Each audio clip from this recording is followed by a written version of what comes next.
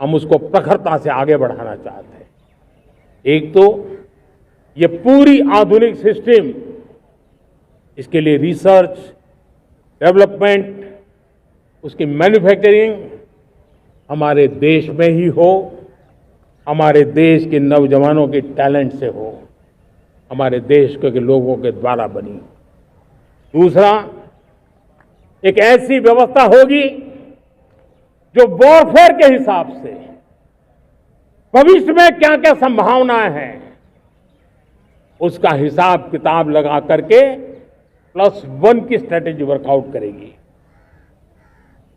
और तीसरा, सुदर्शन चक्र की एक ताकत थी, वो बहुत ही प्रिसाइज, जहां जाना था वहीं जाता था और वापस श्री कृष्ण के पास लौट के आता था। हम इस सुदर्शन चक्र के द्वारा भी टारगेटेड प्रिसाइज एक्शन के लिए भी व्यवस्था को विकसित करने की दिशा में आगे बढ़ेंगे। और इसलिए युद्ध के बदलते तौर तरीकों में राष्ट्र की सुरक्षा, नागरिकों की सुरक्षा के लिए मैं बड़े प्रतिबद्धता के साथ इस कार्य को आगे बढ़ाने के लिए वचन देता हूं। मेरे प्यारे देशवासियों, जब हम लोकतंत्र की बात करते हैं, स्वतंत्र भारत की बात करते हैं, तब हमारा संविधान हमारे लिए सर्वोच्च दीप स्तंभ होता है, हमारा प्रेरणा का केंद्र होता है। लेकिन आज से 50 साल पहले भारत के संविधान का गला घोंट दिया गया था, भारत के संविधान के पीठ पे छुरा भोंक दिया गया था, देश को जेल खाना बना दिया गया था, आपातकाल लगा दिया गया था, इमरजेंसी थोप दी गई थी। इमरजेंसी के 50 साल हो रहे हैं। देश की किसी भी पीढ़ी ने संविधान की हत्या के इस पाप को कभी भूलना नहीं चाहिए। संविधान की हत्या करने वाले पापियों को नहीं भूलना चाहिए। और हमें भारत के संविधान के प्रति अपने समर्पण को और मजबूती देते आगे बढ़ना चाहिए। वो हमारी प्रेरणा है। मेरे प्यारे देशवासियों, मैंने इसी लाल किले से पंच प्रण की बात कही थी। मैं आज लाल किले से फिर से एक बार मेरे देशवासियों का पुनः स्मरण जरूर करना चाहता हूं। विकसित भारत बनाने के लिए न हम रुकेंगे, न हम झुकेंगे। हम परिश्रम की पराकाष्ठा करते रहेंगे और अपनी आंखों के सामने 2047 में विकसित भारत बना करके रहेंगे। मेरे प्यारे देशवासियों, हमारा दूसरा प्रण है कि हम हमारे जीवन में, हमारी व्यवस्थाओं में, हमारे नियम, कानून, परंपराओं में गुलामी का एक भी कण अब बचने नहीं देंगे। हम हर प्रकार की गुलामी से मुक्ति पाकर के ही रहेंगे। मेरे प्यारे देशवासियों, हम अपनी विरासत पर गर्व करेंगे। हमारी पहचान का सबसे बड़ा आभूषण, सबसे बड़ा गहना, सबसे बड़ा मुकुटमणि हमारी विरासत है। हम विरासत का गर्व करेंगे। मेरे प्यारे देशवासियों, इन सब के लिए एकता, ये मंत्र सबसे बड़ा शक्तिशाली मंत्र है।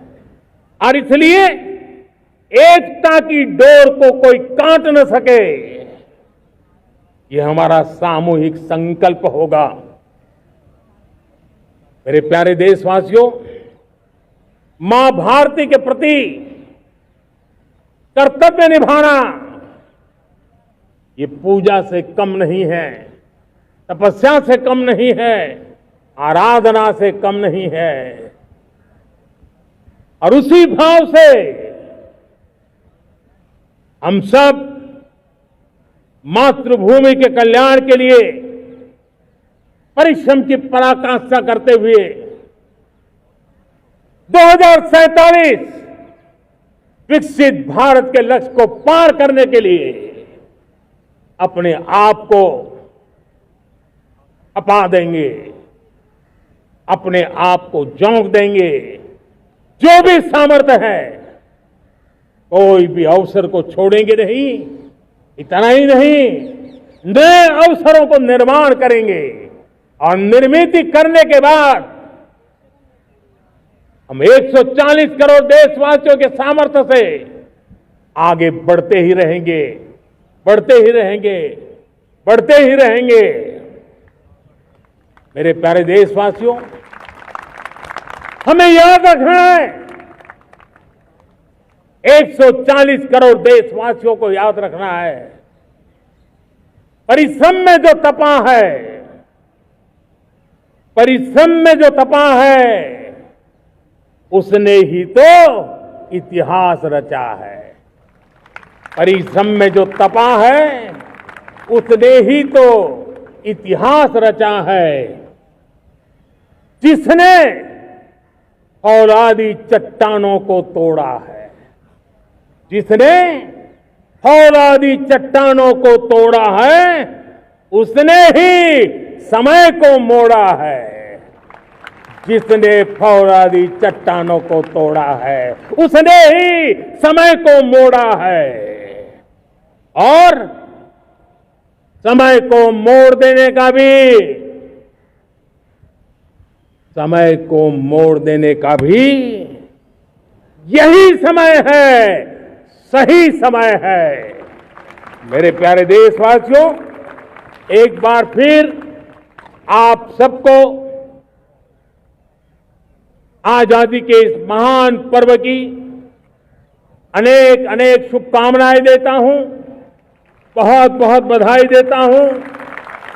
मेरे साथ बोलेंगे, जय हिंद, जय हिंद, जय हिंद। भारत माता की, भारत माता की, भारत माता की। वंदे, वंदे, वंदे। बहुत बहुत धन्यवाद।